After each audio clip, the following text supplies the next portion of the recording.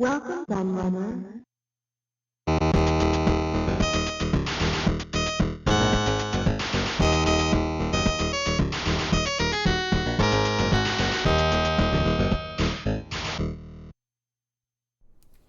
Hello everybody, Kieran aka the Laird here, and I'm back today with a very cool, not book review really, book preview, and that's because as you can already see, this is one of mine, my newest book, which is, as you might already see and know, a second edition of a previous book.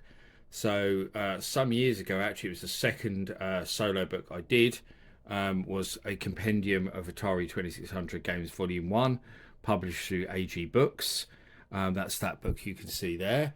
That's a second book I ever did. Was it? I'm trying to think now. Was it the first one? No, it was the first one I ever did. That was the first one. The second one I did was Spectrum, wasn't it? Yes. So this was my first print book that I did. My very first, and now I've got round to redoing it as a second edition.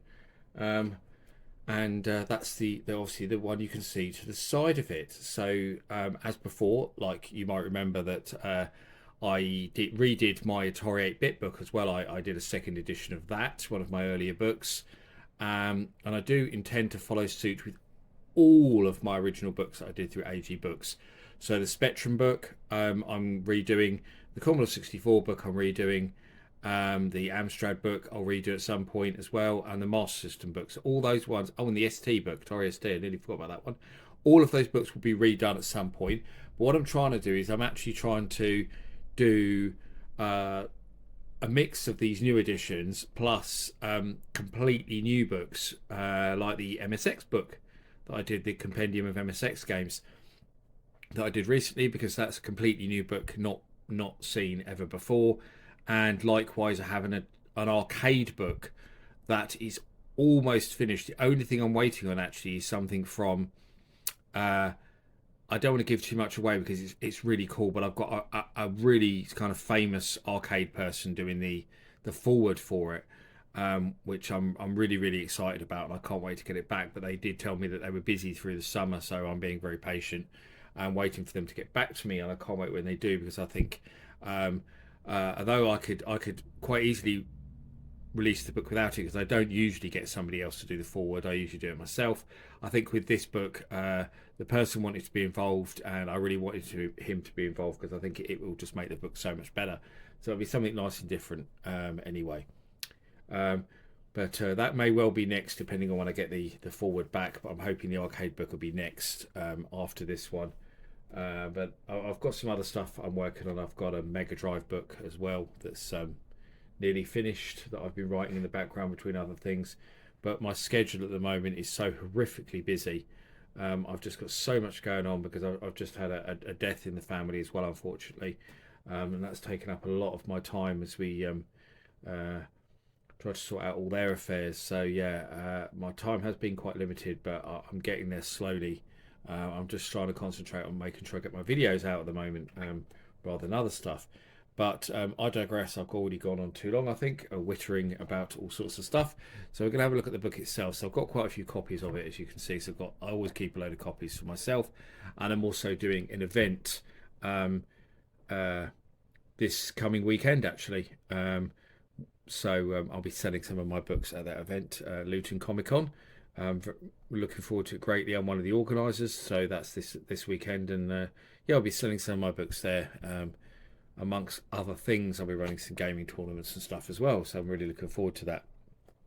But we'll have a look at the book. But what I also want to do is also compare it to the previous book as well. So I think that's a good place to start, actually, because straight away you can obviously see that the size difference is massive.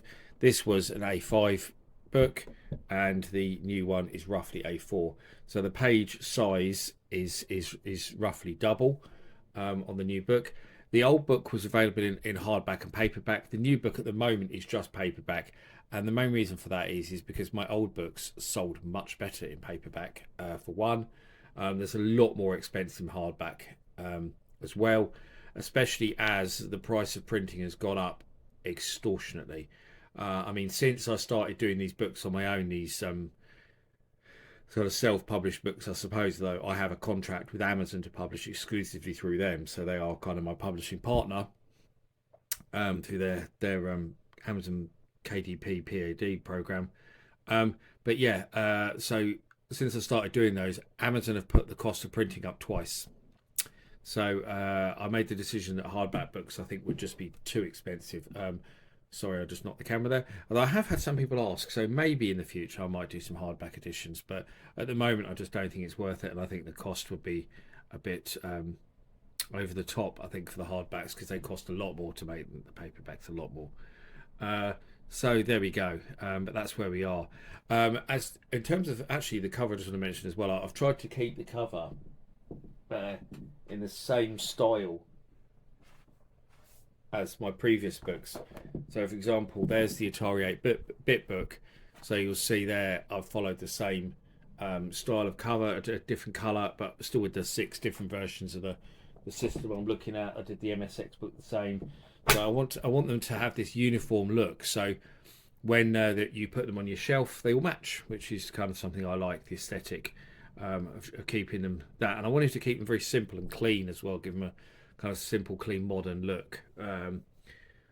So yeah, that's that. But obviously, aside from the size of the difference in the cover, completely new cover, the size of the book, there's also tons more new stuff. So this original book had 260 game reviews, roughly. I think it might be one more. I think for some reason I've got a feeling my 2600 book was like 261 or something strange. But anyway, so that was roughly 260 game reviews in that one, and pretty much nothing else. It was literally just reviews.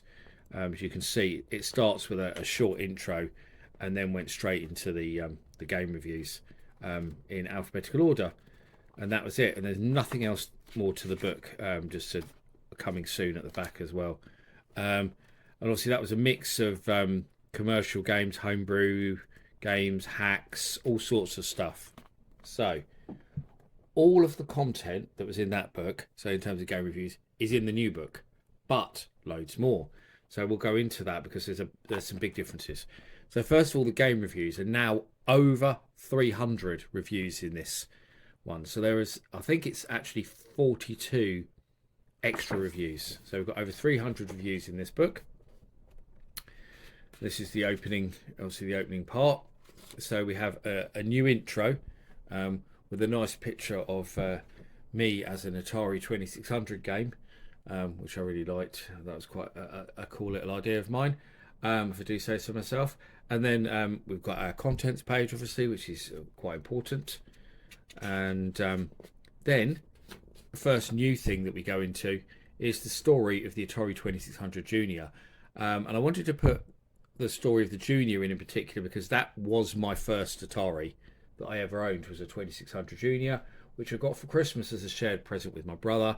Actually, in the intro, I think I talk about that present, and what it meant to me and stuff, and how that started my relationship with Atari, to become such a huge Atari fan that I am today. So this story of 2600 Junior goes into the complete history of the revision of the 2600, the Junior, how it came about, in terms of being designed under Warner Atari but being released under Jack Trammell's Atari. So it goes into all of that story, which I think is a really, really interesting history lesson. And it's not covered that much. You hear lots and lots. There's plenty of Atari 2600 related books out there, and they always focus on the original 2600, the wood grain, Nolan Bushnell, all of that stuff. But you don't often hear people talk about the Junior, which was a very big and important part of that history of the 2600, of that system. So I thought that was a nice thing to put in there. So we've got that in there. A few nice game adverts there for some games that released during the Junior's lifetime. So obviously like Double Dragon, Rampage, Kari Warriors, and the Absolute entertainment games. And then we go to the game reviews, and like I say, there is more of them now, and the formatting is completely different, as you can see. So we've got bigger screenshots, more space given for the text, all the information panels different. So The reviews are given lots more room to breathe in this book, and also some of the reviews are extended, so some of them are now longer because I had more space, so I was able to add into some of the reviews. Um, they've all been edited again, they've all been proofread again, so lots of them are a bit different. I even revised some of the scores in this actually, as well. So there are a lot of differences actually between this book and the original first edition of the book. So I mean, I'm not going to go through the whole book, but straight in there at the beginning, for example, that's one of the new reviews. So Aardvark, which is a fairly recent homebrew from Nano Chess that was released in 2019, a homebrew port of the Targo Electronics arcade game. So I've put some really new stuff in there in terms of that. I've got loads of the releases by Champ Games in here as well. Obviously, who are awesome 2600 homebrewers. So we've got them in there. And the other new thing we have in this is developer interviews, because if you are aware of my original books, these ones the ones I did through AG Books, the first two books I did, which is the 2600 book and the Spectrum book, they didn't have any developer interviews in. That was something I added in later books. After I did the first two, I thought they felt lacking, and I wanted to have these developer interviews in there. And actually, it was me pushed that because originally the publishers, because they had this set template that they used for the books, they kind of didn't want to do it because it meant deviating from the template, which is actually almost one of the first arguments I had with my previous publishers about the way my books were done. Their kind of vision for how the books were going to look was very different to mine. So it's kind of nice that now I'm doing them myself, I can make that vision reality in terms of how I really wanted to do them and set them out and stuff. So this book follows that new system with the developer interviews we'll get into. There's another one of the new games, actually, Arcade Pong there. So there's 3 in the book, as there is in my other books, so we split through. There's another homebrew new one, Crazy Balloon. Actually, a lot of the new games I added are homebrews. So Crazy Climbers in your review as well. That was an original game. So I have actually done a lot of homebrew stuff because actually people seem to really like the homebrew stuff. So I think it balances the book out a bit more with more homebrew in here. So my first interview in this book is with David Lubar, who is actually a really important figure. He's one of the most prolific programmers on the 2600, which is one reason why I wanted to get an interview with him in here. So he worked for Sirius Software originally, and some of his games were published through 20th Century Fox, and some of his Sirius games were published through Spectravision. So, for example, he did Flash Gordon for Fox, and he did Challenge of Nexar for Spectravision. So, and then later on, he did some freelance stuff and worked for Imagineering, who were the game development division of Absolute Entertainment, where he did some stuff like My Golf and River Raid 2. So that's all in there as well. So lots of his career all the way through from the beginning to the end. So that's a really nice one to have because he's one of those small group of programmers who was there at the beginning of the 2600's life and at the end. So he did games, he did some of the. My Golf was one of the last games released for the 2600. So yeah, he's kind of a very important figure in that respect as well. So let me go back to the reviews. We'll flick through a bit. So we've got games from everywhere. So for example, I've got German games in here as well, like Frisco there. Prototypes like Ixion. Some of those infamous 2600 pawn games in here. There's Jungle Fever there. I've got some of the others in here as well. See, every game's given a score out of 10, the publisher, the year it came out, and what type of game it is, whether it's a prototype or a commercial game or homebrew or whatever.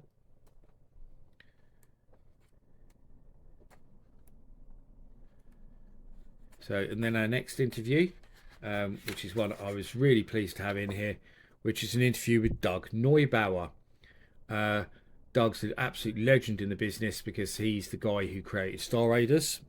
So he's incredibly notable for being that guy who did, one of the most iconic and groundbreaking games of all time, influenced so many games that came after. But he also designed the Poke Chip as well, the Atari 8-bits sound chip, so to speak, as well as other functions that it did. So interview with him in there, which is really cool to get. And another game that he programmed, which in my opinion is the best game on the 2600, is he did Solaris. Incredible game. Really is. And he was behind that. So he was another one who was there at the beginning, making games in the early years of the 2600 and at the end. So again, like David Lubar in that regard. So it's kind of cool how I've got all these guys actually who were so important um, in the history of the 2600. There's Pac-Man, there's Pitfalls, there's lots of obviously the big well-known games in here, as well as lots of lesser-known titles.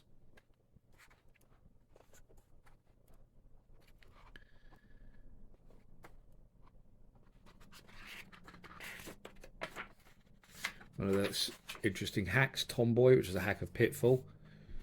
I'll put some of them in there. That, well, not even a bootleg is probably a better describing it, as in not a homebrew hack where people have hacked the game themselves. To change it, these are companies that re-released other people's games with a few graphical changes on the dodgy, very much on the dodgy side. We go through loads more. It is all in alphabetical order as before, but I haven't put the letter pages in.